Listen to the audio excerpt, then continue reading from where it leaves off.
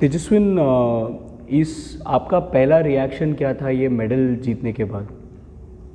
Sir सबसे पहला reaction मेरा ये मेडल जीतने के बाद, मुझे बस बेहद खुशी थी इस बात की कि मैं एक मेडल जीत पाया और एथलेटिक्स में हमारे भारत का खाता खोल पाया।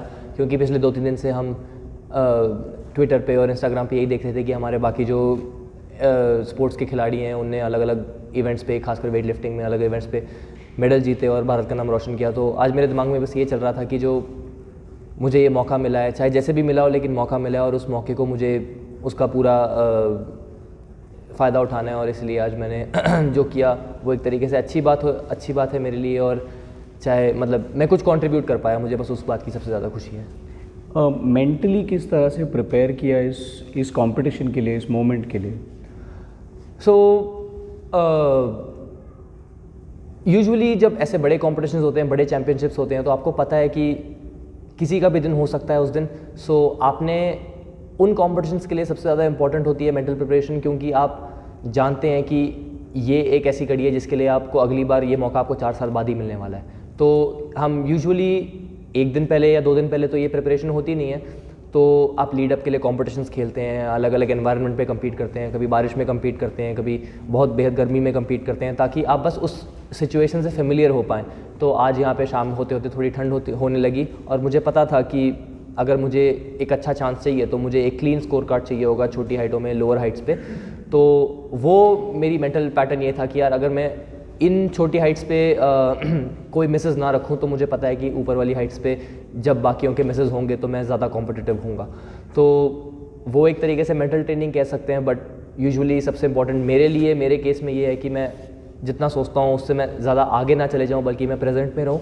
और वो मैंने आज शायद बेहतर कर पाया और उस वजह से मेरा मेडल भी आया और मैं काफ़ी खुश हूँ उसको। ये बहुत ही बड़ी मान्यता है, क्योंकि आज तक सब ऐसे बोलते हैं तेजस्विन ऐसे वैसे, लेकिन अभी तक कोई मेडल मेरा बड़ा आया नहीं था। तो आज सबसे पहले स्पेशली कॉमनवेल्थ गेम्स में एक मेडल लेना, मतलब एक मेरे पर्सनल हैट में भी एक फेदर है।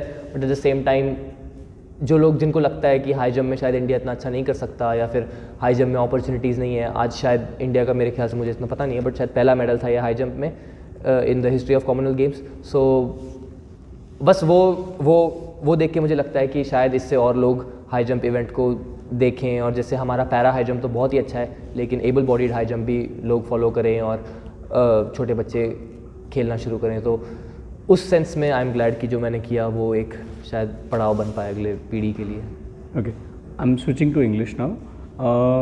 What was your first reaction to winning the medal?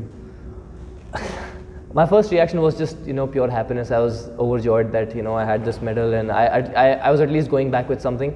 So to begin with, I think that was the most important thing, that I wanted to go back with something. I didn't want to go back empty-handed, and for that to happen, I'm just extremely thankful. Can you just talk about your topsy-turvy journey a little bit to get to this place? It's been a rough few weeks, few months for me, especially to get this opportunity and get to this point. But the moment I landed in Birmingham, I knew that I didn't have to. I didn't want to waste my time worrying about what didn't happen or what did happen. But I wanted to make the most of the opportunity that I was given finally, and I'm glad that I was able to do justice to the fact that I was included in the team and sent here. And I'm thankful for everybody who believed in me and gave me this opportunity. So I'm just glad that it happened the way it did. Okay. You missed at the World Championships and now medal here.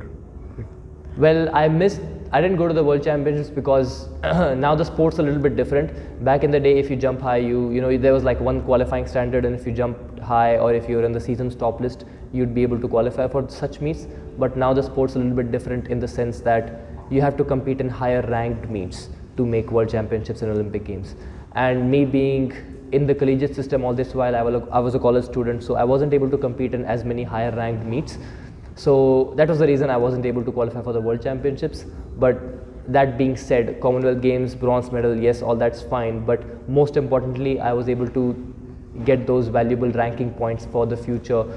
Say for example, next year we have the World Championships again in Serbia, I believe. So this meet will be really helpful for me to get a higher ranked meet and get some points to qualify for the World Championships next year and try to start my campaign for that. Thank you.